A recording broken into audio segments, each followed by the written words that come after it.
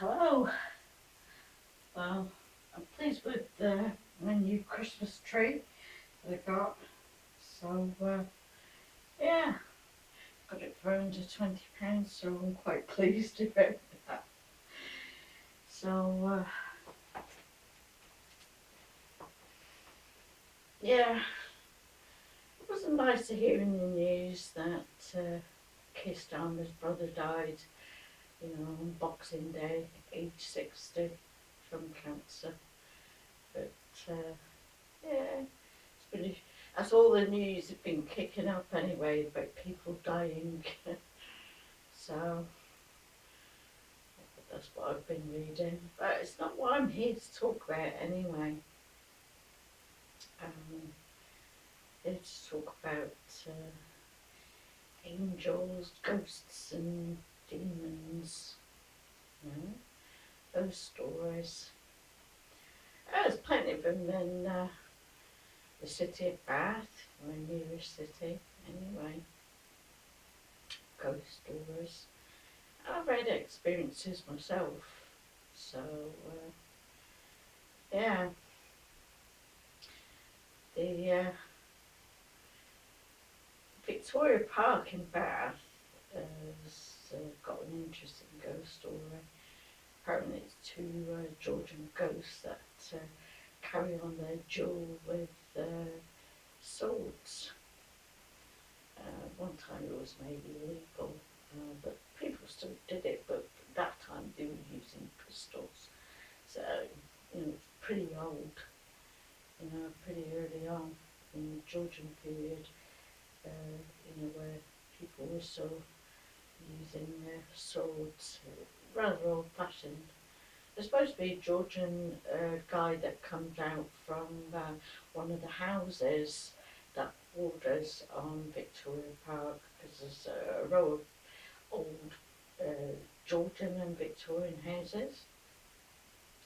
And there's a Georgian guy that comes out the gate, goes down the pathway, and comes down the steps of Victoria Park, and he goes up the street and disappears. Yeah, there's another story of, I don't know whether it's a Victorian or a Georgian guy, that in Milsom Street, it is, in Bath, um, he just goes through a solid door, and apparently the lights upstairs switch off and on, and nobody's been able to explain it, why this happens. But it always happens when this ghost enters the house. Just goes through a solid door.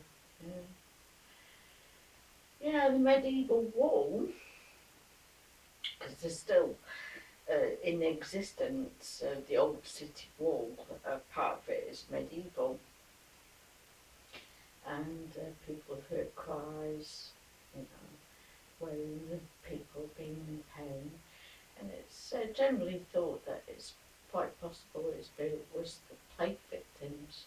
What was really interesting, though, further back than that, is a police officer, his story, which obviously got through to researchers and a ghost team. He saw a Roman soldier around the old back gate. It's near the Green in the city of Bath. Yeah. It's a nice place. Very nice walk. But there's lots of Roman ghost stories anyway. Of Roman soldiers that have been spotted. It's not just Bath. It's been surrounding towns and areas. Willsbridge, for one, has got a ghost story of Roman soldiers crossing the road. But all you can see is the Roman soldiers from, around the knee level upwards. And that the general thought is that because the old Roman roads, there was the level of it was a lot lower than the road that exists today. But apparently, there's a few Roman centurions that have been spotted ghosts. They cross the road, marching across the road, and then they just disappear. Yeah. Oh, my cardigan now. Yeah. So. Hmm.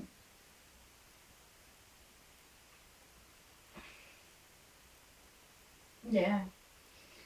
They, uh,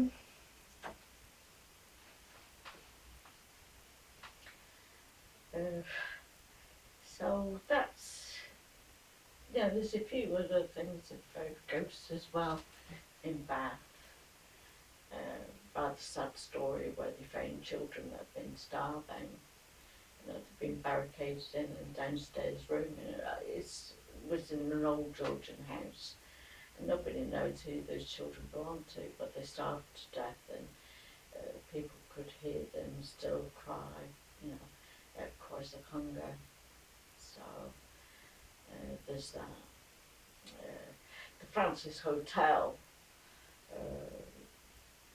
guests reportedly hear scratching and tapping, and they attribute that to a young maid that hung herself in Francis Hotel, but that was a couple of centuries ago, also.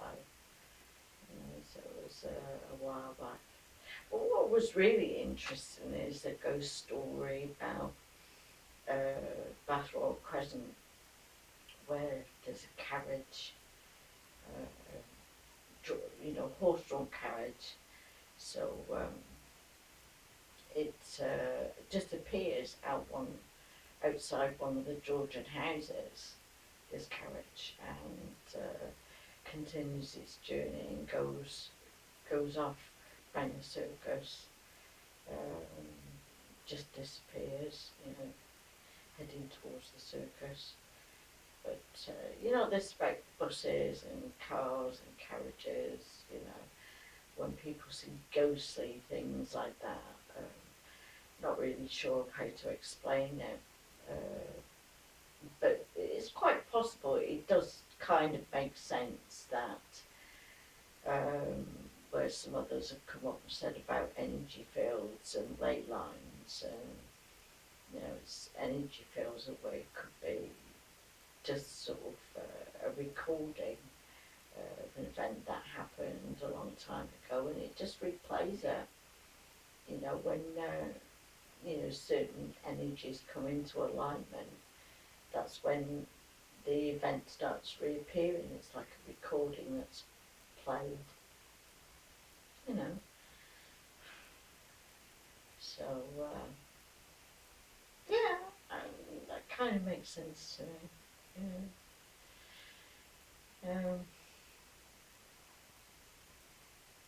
But our local pub, the Ship Inn, a lot of them, more than public houses.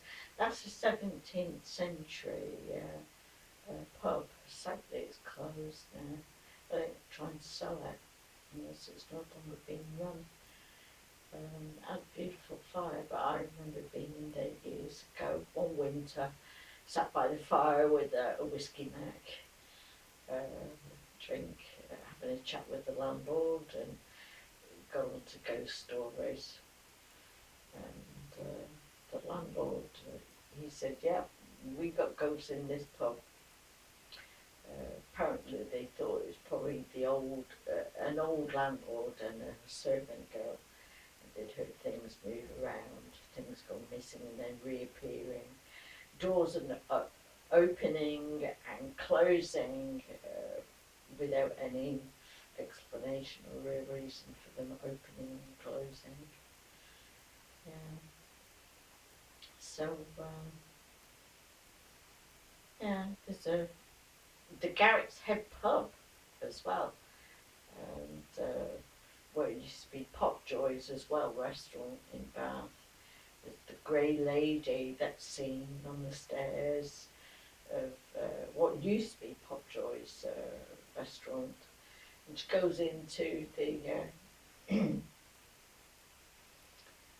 Garrett's Head as well, but the Theatre Royal at Bath has got its fair share of ghost stories there. You know, apparently there's a few of them, you know, where there's a ghost that sits amongst the audience, it just appears and then disappears, you know.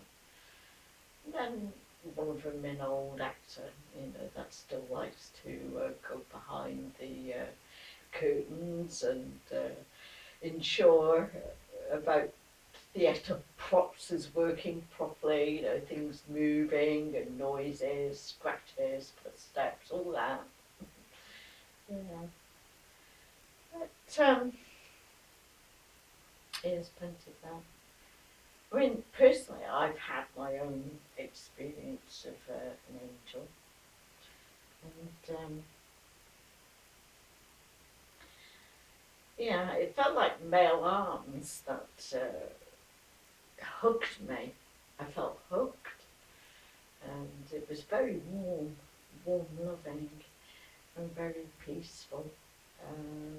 Overwhelmingly peaceful. It kind of blended in one with another, and then it just dissipated into feeling, you know. So I would say that's an angel that thought I needed a nice big hug. Going through heartbreak, you know, which I'm trying to recover from still. But a while ago, you know, what I saw outside my door, you know, I'd heard a little bit of a noise, so I looked out through my front door through the spy hole, and what I saw by the gate was a human sort of figure. It was dark, but where the eyes should be, it was fire. It was just flames of fire. It wasn't eyes at all. That's what I saw. Um, I know that in the Buddhist religion they describe it as a bodhisattva, sativa, a bodhisattva, something like that. Anyway, I can't pronounce it. I'm not going to bother. Whereas in, you know, Christian religion or Judaism, they would consider it to be an angel, you know. So yeah, and of course it kind of makes sense with my own experience of other stories to do with angels, especially one in the US that I recall of somebody got stranded, their car cut out on the rail tracks, and there was a train due coming soon, and he was having a lot of difficulty, you know, got out the car, was trying to push it, got back in the car, tried to restart it, and then the car started to move. And it actually moved, and it cleared over the tracks over to safety over the other side. When he came out and took a look at it, where there was all dust on the boot before, there was all these tiny handprints everywhere. You know, not his handprints, but, you know, smaller handprints, female handprints, male handprints, you know, and smaller ones, all over the boot of his car. So he swore it was angels that helped to clear his car off the track and saved him from being hit by a train. So that's the angels. Years ago, many years ago, I used to help some missionaries, Christian missionaries, you know, with the people that they visited. And I do remember a story of one chap that mentioned that somebody's house that he'd been in, he swore there had been a demon in there. Because what happened was there was a Bible in the house and pages, something invisible was ripping out pages, was just tearing it up and throwing all these pages of the Bible out. And also that it was things were thrown across the room and smashed and broke. And what was pretty darn scary was a knife lifted up out of the air and was thrown in mid-air by something that was invisible, and it just missed the owner of the house, and the knife hit the wall and fell on the floor. But whatever, you know, this invisible entity, they intended serious harm to the owner of the house. You know, this story came about because this chap tried to help him, and he even called in a vicar or pastor or something, you know, to try and get rid of whatever was creating this, you know. I mean, I had a neighbour that her two boys, you know, they were children. One was 7 or 8, and the other one 9, 10, something like that. They swore that they saw a naked man in the bath. He just appeared in the bath in their bathroom, and then you know, a little bit later he just disappeared into thin air. So yeah, walking down that road as well as hearing footsteps behind me, and I turned round, there was nothing there, it was invisible. I carried on walking, just thinking, oh, it's my imagination, and hearing the footsteps again. And that scared me, and you know, I turned round, and again there was nothing there. But after that second time, I sprinted back home. Yeah, so there's some story about angels, ghosts, and demons. So yeah, I think it might be nice if I videotape some of these areas of where the ghost stories are, you know. Ones that I've already mentioned, maybe briefly mentioned, to get some of the ones that I haven't mentioned, like Sally in the Wood. Yeah. So, yeah. So I think that's, you know, people tend to like ghost stories, especially in the winter time, you know. But yeah, some people are spiritual people like me. You know, some people are religious. I'm not religious, I'm just a spiritual person. So yeah, so you know, could be of interest to them. Yeah.